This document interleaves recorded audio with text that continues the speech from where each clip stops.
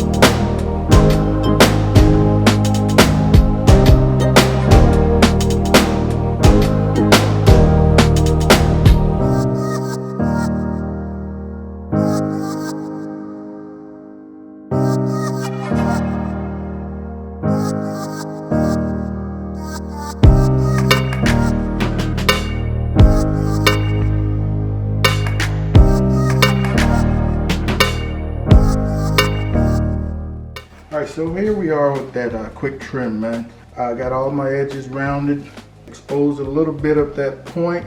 Meat side is going to be my downside on the pit. So I'm going to season that first. This brisket is pretty dry. Come back with my homemade 16 mesh black pepper, kosher salt, and a little garlic. 2 parts black pepper, 1 part kosher salt, and a couple of teaspoons of garlic powder. Again, not a whole lot of salt in this rub, so you can definitely go really heavy, man. We want a nice bark on all our briskets. Oh, it's beautiful, man. I love the way that 16 mesh looks on the brisket. We're gonna flip to our presentation side.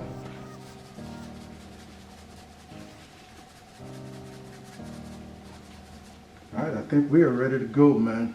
And I hope I trim this brisket just small enough to fit that vacuum sealed bag. It's my first time doing this experiment.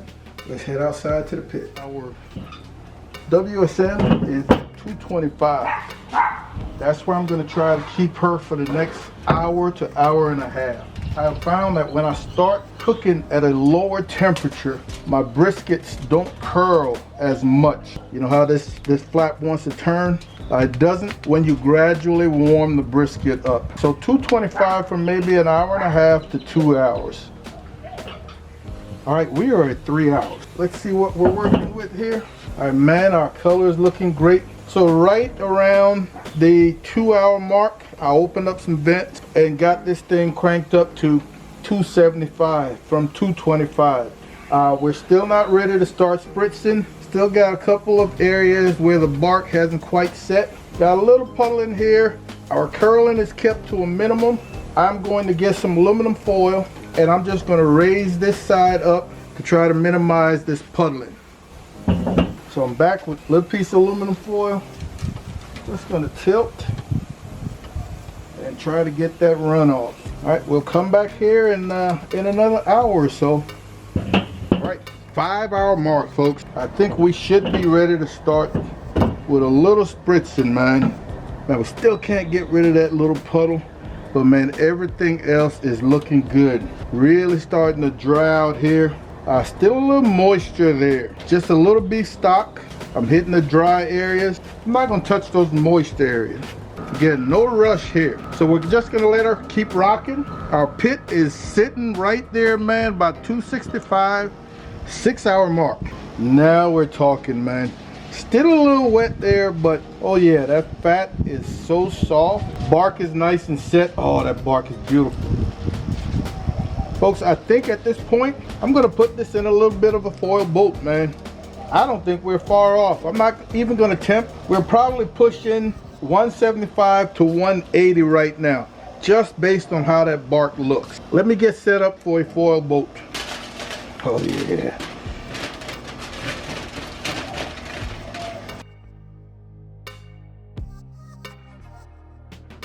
Not a whole lot to it. And I'm gonna hit this with just a little more beef stock to finish up this cook. Man, I don't think we have but maybe another hour, hour and a half. Exactly 7 hours, folks. That's looking better. This little wet side, still a little damp. This point is saying 207, 208, and man, it is probing so smooth. This flat is saying 210. All right, it's still got just a little resistance, but because I'm gonna do this long, this 10, 12 hour sous vide rest, I'm gonna pull this. We're gonna let this rest come down to temperature all the way down to about 150. Then we'll vacuum seal and get ready for the sous vide. Well, here we are, sports fans. This brisket has been resting for almost 2 hours. And all I did while it was in the foil boat, I just covered it fairly tightly with a piece of aluminum foil and stuck it in my oven. My oven was not turned on. So I temped it just now and we're right around 160. And I feel that is good enough to go ahead now and vacuum seal. Probably cut my bags a little long, but better safe than sorry.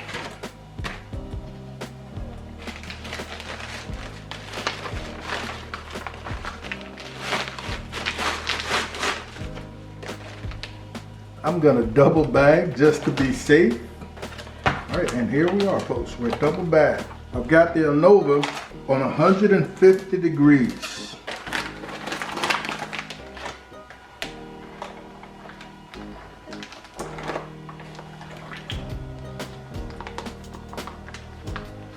All right, so we're on 150, and we're gonna let this go till tomorrow morning, man. We're looking at probably 12 hours.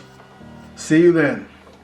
All right, here we are, sports fan. It's been 12 hours, man. Pull this out of the sous vide machine. So that was 150 for 12 hours. Oh. Not the fattiest of briskets, so we don't have a whole lot of oil in there. But man, the bark stayed pretty nicely.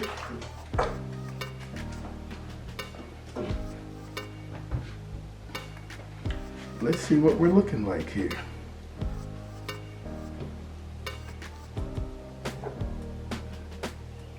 My underside feels a little crispy.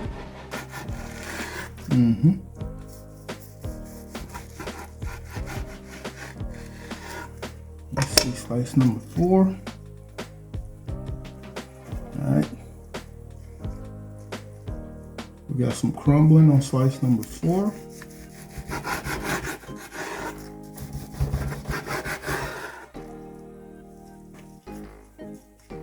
All right, not a bad looking slice. Pulls nicely. Our fat's nicely rendered. That's a beautiful trim.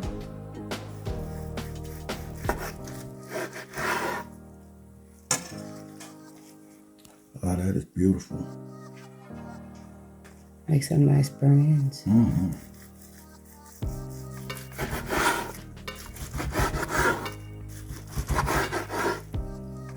These are those slices that everybody loves, man. Oh, that's beautifully rendered. Yeah, they are.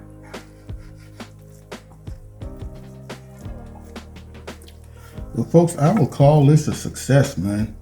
I would love to do this, and I'm going to do this again, but with a brisket of better quality. Maybe a prime or even an American Wagyu. I think is really, really going to show off this long rest. But overall, very satisfied. Great practice with a cheap choice. Can't wait to do it again.